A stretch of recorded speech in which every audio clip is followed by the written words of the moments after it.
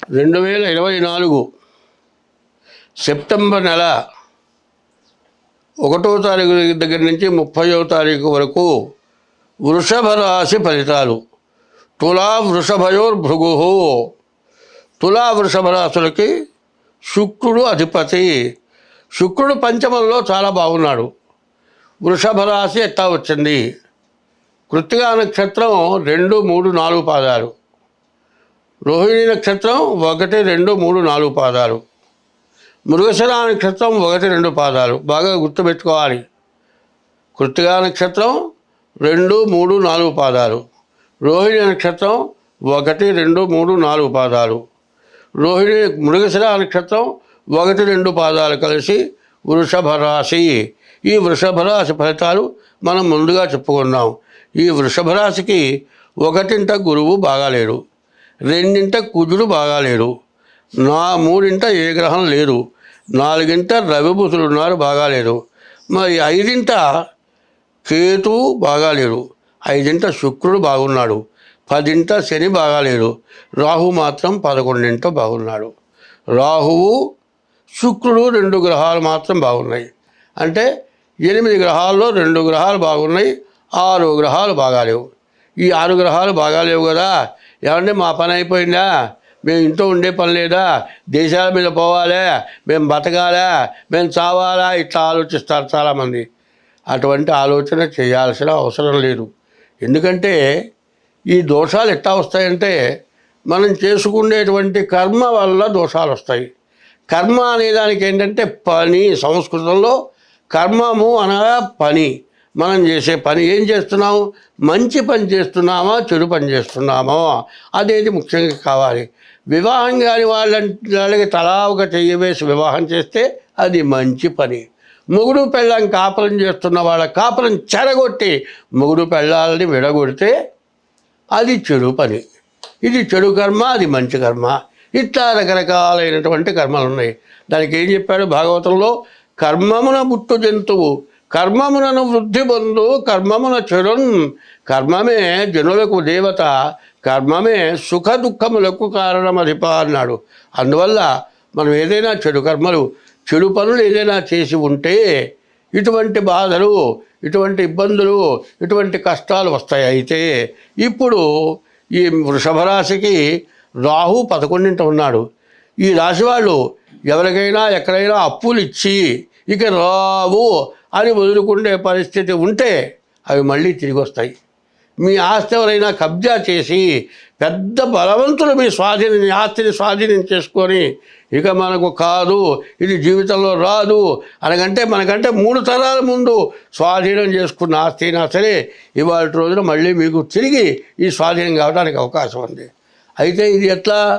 మీ జన్మ నక్షత్రం కానీ, మీ జన్మ లగ్నం గురించి కానీ చెబుతూ ఉన్నా. మీన రాశికి వచ్చేప్పటికల్లా దేదో చాచి రేవతి, పూర్వాభాద్ర త్రయో కుంభం.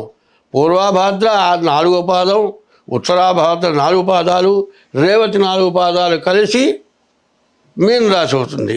అట్లాగే వృషభ రాశికి వచ్చేప్పటికల్లా కృత్తిగా 4వ పాదం, రోహిణి 4 పాదాలు, మృగశిర 1, 2 పాదాలు కలిసి వృషభ రాశి అయింది.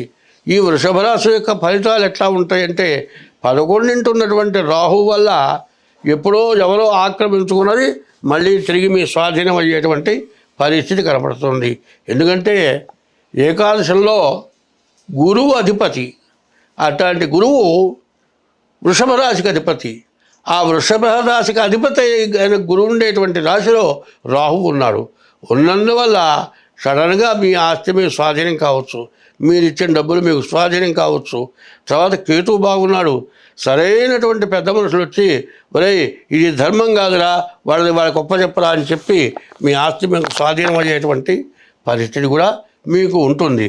కాబట్టి ఈ రాశి వాళ్ళు ప్రత్యేకించి చెప్పాల్సింది ఏమిటా అంటే, మరి 9 గ్రహాల్లో 2 గ్రహాలే బాగున్నాయి, 7 గ్రహాలు పూర్తిగా బాగాలేవు.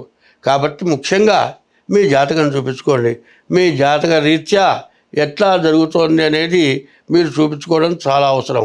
ఎందుకంటే అన్ని రకాలుగా బాగుంది. అన్ని రకాలుగా బాగున్నప్పుడు మనం ఏం చేయాలి? కాలికి దెబ్బ తగిలిందండి, ఇంట్లో మంచం మీద పడుకోలేంగా, కనీసం ఏ బండి మీద కూర్చొనైనా వెళ్ళి మనం పని చేసుకుంటానికి అవకాశం ఉంటుంది. నడిచిపోవాలంటే కాదు కాబట్టి కష్టపడి ఏ బండి మీదన్నా వెళ్ళి నీ పని చేసుకుంటే పని సాగుతుంది. అట్లాగే ఇప్పుడు రాహువు తర్వాత శుక్రుడు చాలా బాగున్నారు. అందువల్ల మీరు ఇల్లు కట్టుకోవాలంటే ఖచ్చితంగా ఇల్లు కట్టుకోగలుగుతారు. ఈ రాహు వల్ల మీరు ఇంతకుముందు ఎప్పుడూ రావాల్సి ఉంటే తిరిగి వస్తాయి. కానీ ఈ 2 గ్రహాలు కాక మిగతా 7 గ్రహాలు బాగాలేవు. ఇదే కాకుండా ముందు మీరు పుట్టిన తారీఖు, నెల, సంవత్సరం, టైము, దీనివల్ల మీ జాతకం చూడవచ్చు. అట్లా మీకు తారీఖు, నెల, సంవత్సరం, టైము లేకపోతే హస్త సాముద్రికం మీ చేతి ద్వారా మీ జాతకం చూడవచ్చు. ఎందుకంటే ఎప్పుడు కూడా ఎట్లా ఉంటుందంటే 100లో 1 తీస్తే 99 అవుతుంది, 99 తీస్తే 1 అవుతుంది. 100కి 99 పాలు మీకు బాగుంది. ఈ 9 గ్రహాల్లో 7 గ్రహాల వల్ల నష్టం వచ్చే లక్షణం ఉంది. ఆ 1 పాలు నష్టం రాకుండా చూసుకోవాలి అనేటట్లయితే ముందు మీ జాతకం చూపించుకొని మీ జాతక రీత్యా సత్ఫలితాన్ని పొందడానికి మీకు బాగా అవకాశం వస్తుంది. అందులో ఈ నెలలో వినాయక చవితి వస్తుంది, వినాయకుడిని పూజించాలి. అందులో వినాయకుడిని పూజించేటువంటి వాళ్ళు మట్టితో చేసినటువంటి వినాయకుడినే పూజించాలి. అమ్మవారు పార్వతి అమ్మవారు భూమి మట్టితో సమానమైంది. మట్టి గంగలో నుంచి వచ్చింది. గంగ ఎక్కడి నుంచి వచ్చింది? మట్టిలోని నుంచి గంగ వచ్చింది.